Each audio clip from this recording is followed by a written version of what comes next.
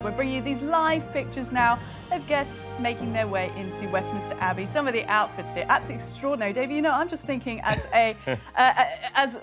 somebody from overseas watching this footage, you know, Britain is known for its pomp and circumstance, our fabulous outfits and robes, our hereditary sort of heritage. What do you think people feel like? Yeah, and I mean, Kenneth Branagh, I can just see, yeah. I mean, it is extraordinary, isn't it? And, you know, we were talking a little bit earlier about the ceremonial robes, Lord Carrington saying that he was jolly pleased he found his. I mean, the fact is that Britain does this sort of stuff incredibly well. I lived in America for a long time. They would absolutely love to have something like this. It shows, actually, for me, this is living history, actually. You can see that, but also then sort of brought to life again by having people who are current in theatre, in music, and great scientists, for example. Chris Whitty, I see. Chris Whitty, talking of scientists. Yeah, talking of... Well, that was very lucky, wasn't it? Chris Whitty just popped up when I said that. And, of course, again, the King now is very keen to celebrate the role that doctors and, indeed, nurses and scientists played in, obviously, COVID-19. Lionel Richie, I mean, that's an A-list guest. It is. There are quite a few celebrities, of course, coming today, and I don't think they've been picked willy-nilly, not with merit. You know, these people are people who've had a long relationship with the royal family. Lionel Richie will be performing, of course, at the coronation concert tomorrow night. That's going to be fabulous. I know I think Anton Deck are coming today as well. Haven't seen them yet in the coronation.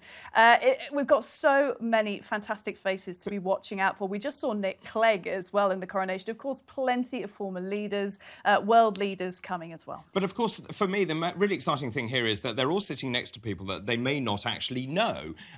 And they can talk about the fact that, you know, how the experience is for them. What do you do?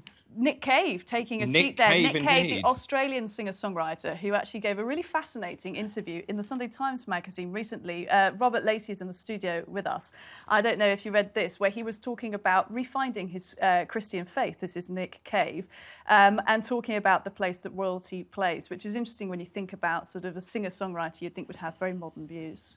Yes, music is going to be so important. I loved the Royal Britannia there. Beautiful. Because it's so uplifting. Frankly, God Save the Queen, the national anthem is a bit dreary, isn't it? And there's been a lot of talk about changing it, hasn't there? Yes. Or certainly people saying that actually God Save the King is really, really dull and we need something more uplifting. Yes, and apparently Andrew Lloyd Webber has composed something. I don't know if you saw him on telly the other night.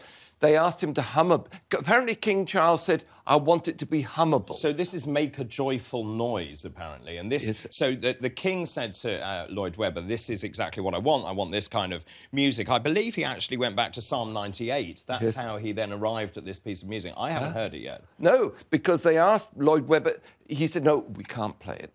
They said, well, just hum a few bars. He said, no, I'll be in the Tower of London. And, of course, the other thing I love about the coronation is Zadok the priest and Nathan the prophet. Zadok the priest, I think, is my all-time favourite piece of music. Yeah. It's just, it's so magnificent, isn't it, in terms of, and the way it sounds in a great cathedral. Yeah, it was Handel who composed that for a coronation, and it's been played in every coronation ever since. And Robert, we're going to hear some sort of, or see some diversity throughout the ceremony today. King Charles, of course, is very well known for his work within communities all across the UK. He wants to represent diversity as Britain itself stands. So is that going to be represented through music as well? Absolutely. I mean, this king is multi-faith. That's another thing, isn't it? We're going to... This is a Christian service, but there will be Jewish, Muslim, Hindu representatives as well. He is multi-ethnic and is multicultural. Well, he's very keen that he's no longer defender of the faith, that he is defender of all faiths. And that's a break with tradition. And actually, I've been reflecting on the fact that when you take up the mantle of being king, you're not only commander-in-chief of the forces, you're also head of the Church of England. It's an extraordinary position to be in. It is, and we should remind ourselves of this. Everybody's going into a church at the moment, but this is just one of the many faiths now of multi-faith Britain, and that's what King Charles wants to represent. And I'm very interested.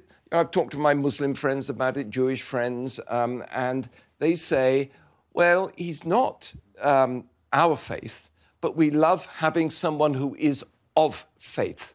And I think that's really important, actually, you know, in terms when you look at all of the faiths, actually they do share a common denominator. And I think anyone who can try and bridge that across all faiths, I think that's a great idea. And I really hope that helps in terms of leading to a more peaceful world. Yeah, I mean, because, you know, we live in this, well, we were talking earlier about the age of the internet and the negativity of the internet. Yes. And the fact that young people have mental health problems because they spend so much time on the internet, where it's so easy to be poisonous and negative without any comeback. And, you know, this stands for joy today. This stands for the positive things, the things we all agree upon.